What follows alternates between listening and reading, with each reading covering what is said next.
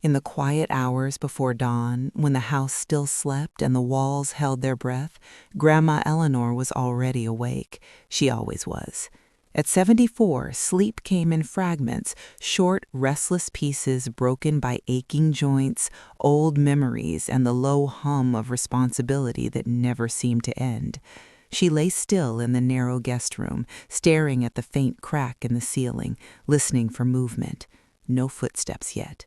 That meant she had exactly 12 minutes, 12 minutes before the day officially belonged to everyone else. Eleanor pushed herself upright slowly, careful not to wake the floorboards. The room she slept in used to be a study once, back when the house was hers, back when her late husband Harold would sit by the window reading the newspaper, silver-rimmed glasses perched on his nose, coffee steaming beside him in one of their fine china cups. Now the room held a single twin bed, a dresser with one loose drawer, and a faint smell of bleach. She slipped her feet into worn slippers and began the walk down the hall. The kitchen greeted her the same way it always did, dim, cold, and already dirty. Dishes from last night's dinner were stacked high in the sink, crumbs littered the counter, a sticky smear of jam clung to the table where her grandchildren had eaten and run off without a thought. Eleanor tied her apron, not because anyone asked, because if she didn't, nothing would get done. She filled the kettle, set it on the stove, and began washing dishes. Her hands moved automatically, muscle memory honed by decades of caring for others. Each clink of porcelain echoed softly in the room. Porcelain. She paused, holding a plate up to the light.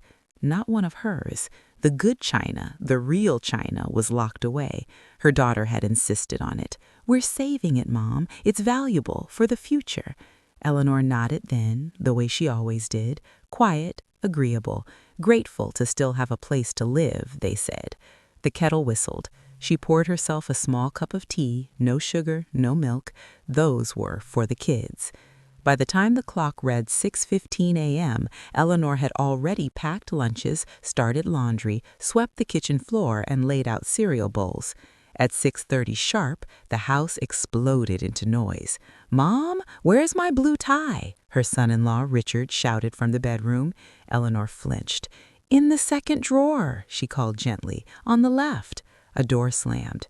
Moments later, her daughter, Linda, appeared in the kitchen, phone already pressed to her ear. "Yes, I know. No, I told her already. She'll handle it." She didn't look at Eleanor, didn't say good morning, didn't say thank you. Eleanor placed a plate of toast in front of her. Linda absent-mindedly took a bite. The grandchildren barreled in next, backpacks, shoes, demands. "Grandma, I need my project. Grandma, you forgot my water bottle. Grandma, where's my jacket?" Each word landed like a command. By 8 a.m., the house was empty again, and Eleanor was exhausted. She sat alone at the kitchen table, staring at the chair across from her. That chair used to be Harold's. Her chest tightened. She had not imagined her life like this. After Harold passed, Linda had insisted, no, pleaded, that Eleanor move in. "You shouldn't be alone, Mom. You'll be part of the family. We'll take care of each other." At first, Eleanor believed her. For the first few months, they were kind, patient, almost loving. Then something shifted. Little by little, responsibility became expectation. Expectation became entitlement, and entitlement became invisibility. Eleanor cooked every meal, cleaned every mess, picked up every forgotten sock, wiped every spill, folded every load of laundry. She watched the children for hours, sometimes entire weekends, while Linda and Richard went out just for a break. They called it helping. They called her lucky. She called it surviving. One afternoon, while dusting the living room, Eleanor's eyes drifted toward the tall glass display cabinet near the wall. It was locked. Inside, perfectly arranged, sat the family's silver and china. Her silver, her wedding gift china, inherited pieces from her mother and grandmother. Each item told a story. The gravy boat Harold had accidentally chipped on their first Thanksgiving. The teacups Eleanor had used when comforting Linda after her first heartbreak. The silver necklace Harold gave her on their 25th anniversary. They were more than objects. They were proof that her life had mattered. Eleanor reached out and touched the glass. Linda's voice cut through the room. "Mom, don't touch that." Eleanor. The week before the vacation passed like a blur of commands and complaints. Eleanor moved through the house quietly, like a shadow that cleaned, cooked, and folded itself into corners when not needed. Linda and Richard were buzzing with excitement, talking about beaches, hotels, wine tastings, and sunsets that Eleanor would never see. They talked about it in front of her, not to her. "Make sure the kids' lunches are ready for the sitter," Linda said one morning, slipping on her heels. "And don't forget the trash goes out Tuesday," Richard added, already checking his watch. Eleanor nodded. Always nodding. That night, Eleanor overheard them in the living room. "We'll finally have a break," Linda laughed. "And it's basically free," Richard replied. "Your mom's pension covered most of it." Eleanor stood in the hallway, unseen. Her heart didn't break, it hardened. On the morning they left, Eleanor woke before sunrise as usual. She packed snacks for the kids, labeled medicine bottles for the sitter, and left instructions neatly written on the counter. Linda kissed her cheek quickly. "Thanks, Mom. You're a lifesaver." Richard grabbed his suitcase. "Don't touch the cabinet. We'll deal with that stuff later." The front door closed. The house went silent. For the first time in years, Eleanor was alone. She sat at the kitchen table for a long time, listening to the ticking clock. Tick, tick, tick.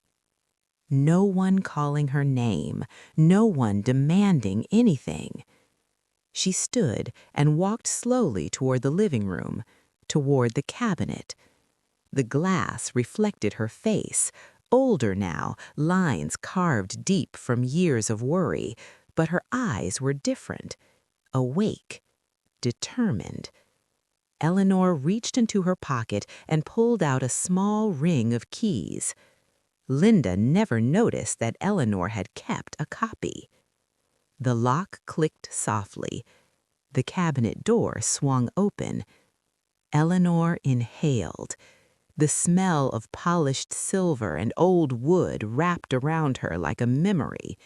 She carefully lifted each item, setting them gently on the table. The silverware gleamed. The porcelain shimmered. The jewelry, necklaces, brooches, rings, caught the morning light.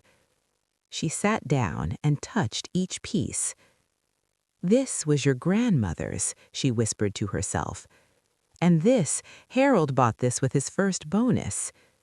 Her fingers trembled, not from fear, but from recognition. These weren't their future. They were her past, and her present, and maybe, finally, her freedom. That afternoon, Eleanor made a phone call. "Hello," she said softly. "I'd like an appraisal."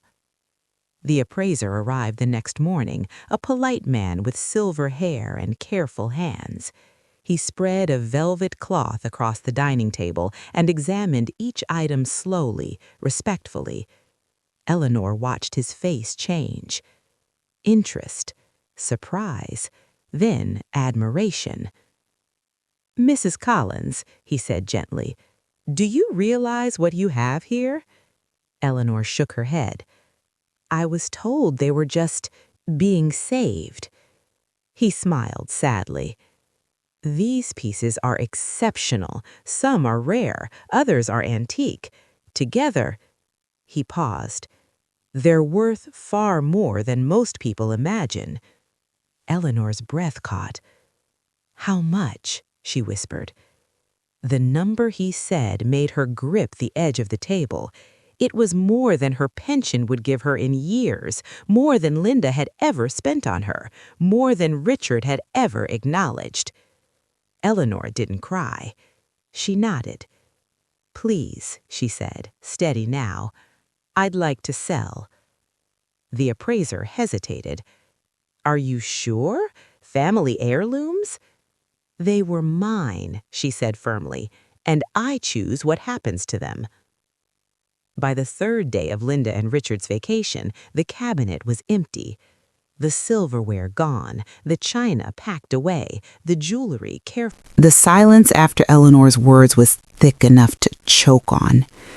Richard stood frozen in the doorway, one hand gripping the edge of the display cabinet as if the silver might magically reappear if he held on hard enough. Linda rushed past him, her sandal still half on, eyes darting from shelf to shelf.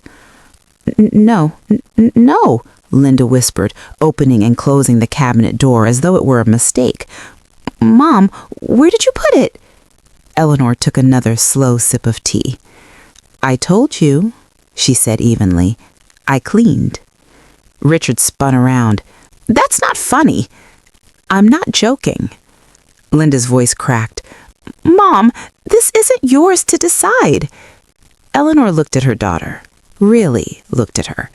The impatience etched into her face, the entitlement, the way her shoulders were already tense with anger, not concern. Wasn't it? Eleanor asked quietly. Richard stepped forward, towering over her. That silver was for our kids, for their future. You had no right. Eleanor set her cup down carefully. Then why, she asked, did you use my pension to pay for your vacation? Linda stiffened. That's different. How? Silence. Richard scoffed. You live here. We feed you. House expenses add up. Eleanor nodded once, slowly. And I cook, I clean, I raise your children, I give my time, my body, my days. Linda crossed her arms. So, your family. Families help. Eleanor's lips curved into a small, sad smile. Families don't treat each other like servants. Linda's voice rose. You're being ungrateful. That word, ungrateful. Eleanor stood. It wasn't dramatic. It wasn't fast. But it made both of them step back. I gave birth to you, Eleanor said, her voice calm but unyielding. I held you when you cried. I worked 2 jobs when your father got sick. I built this home. She gestured around the room. And when I needed kindness, you gave me chores. Richard laughed sharply. You're overreacting. Eleanor reached into her cardigan and pulled out an envelope. She slid it across the table. Inside were the appraisal papers and the sale receipts. Linda's hand shook as she read. Richard's face drained of color. You sold it? Linda whispered. Yes. All of it? Yes. How much? Richard asked, his voice tight. Eleanor named the amount. Richard swore. Linda staggered back into a chair. That was ours, Linda sobbed. Eleanor tilted her head. No, she corrected. It was mine. Linda looked up, tears streaking her face. What are we supposed to do now? Eleanor folded her hands. The same thing I've done my whole life. Figure it out. Richard's tone shifted, suddenly smooth. Okay, let's calm down. We can fix this. Eleanor said nothing. We'll replace some pieces, or maybe you can give us part of the money. Eleanor laughed. It surprised even her. No. Linda slammed her hand on the table. You owe us. For what? For living here. Eleanor's eyes hardened.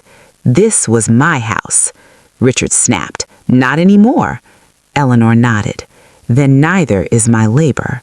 She reached into her bag and placed another envelope on the table. Inside was a typed notice. I'll be moving out in 30 days, Eleanor said calmly. I've already secured a place. Linda stared at her. You can't leave. I can. You need us. I don't. Richard clenched his fists. Where will you go? Eleanor smiled. Somewhere I'm treated like a person.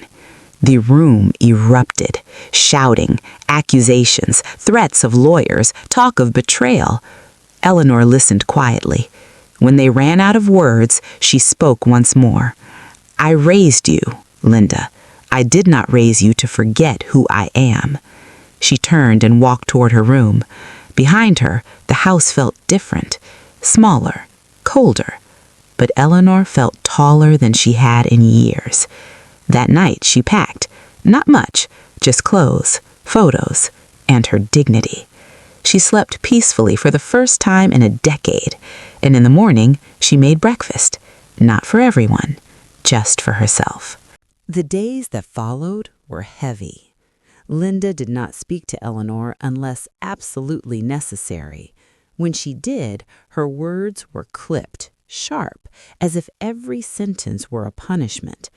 Richard avoided Eleanor altogether, leaving the house early and returning late, his anger simmering beneath forced politeness. The children noticed.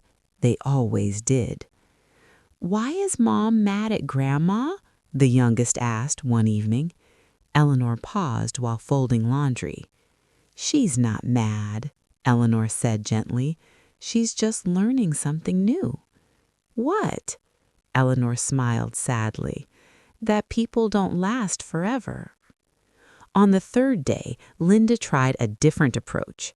She knocked on Eleanor's door that night. "Mom," she said softly, stepping inside, "let's talk." Eleanor sat on the bed, hands folded. "I'm listening." Linda sighed dramatically and sat beside her. "You know we were counting on that money," she said. "The kids' college, our future." Eleanor nodded once. "And who was counting on my pension for groceries?" she asked quietly. Linda looked away. "We didn't mean to hurt you, but you did." Silence. "Mom, you don't really want to leave," Linda whispered. "What would people say?" Eleanor looked at her daughter then, really looked. "I stopped living for what people say the day your father died." Linda's eyes filled with tears. "You're choosing money over family." Eleanor reached out and gently held Linda's hand. "No," she said softly, "I'm choosing myself for the first time." Linda pulled her hand away. The next morning, Richard confronted her. "You'll regret this," he said coldly. "At your age, you need stability." Eleanor smiled calmly. "I survived childbirth without medicine, grief without therapy, and years of being invisible. I'll be fine." On the final day, Eleanor packed her last suitcase. The children hovered nearby, confused and quiet. "Are you coming back?" the oldest asked. Eleanor knelt down slowly. "I don't know," she said honestly, "but I will always love you." She hugged them tightly. Linda stood in the doorway, arms crossed. "So that's it? You sell everything and walk away?" Eleanor picked up her bag. "No," she replied. "I walked away long before I sold anything. You just didn't notice." She stepped outside. The air felt different, lighter. Her new apartment was small but warm. Sunlight poured through the windows. There was no one telling her what to do, no mess that wasn't her own. She placed the photo of Harold on the shelf. "I did it," she whispered. Weeks passed, then months. Eleanor joined a local book club. She learned how to order wine at restaurants without apologizing. She cooked meals she liked and left dishes until morning if she felt like it. She slept deeply. One afternoon, she received a letter from Linda. It was short, angry in places, regretful in others. At the end, one line stood out. "I didn't realize how much we took until you were gone." Eleanor folded the letter carefully. She did not cry. She placed it in a drawer and went for a walk. Back at the old house, the cabinet still stood, empty. The children asked about the silver once. Minda told them it was gone. "What did Grandma do with it?" one asked. Linda paused. "She taught us a lesson," she said quietly. Years later, when Eleanor passed, peacefully in her sleep, her will was simple. No silver, no china, just a note. "I gave what I could while I lived. What I kept saved me. And for the first time, the family understood. The greatest inheritance Eleanor ever left behind was not money, not antiques, not valuables. It was the courage to say, I matter too.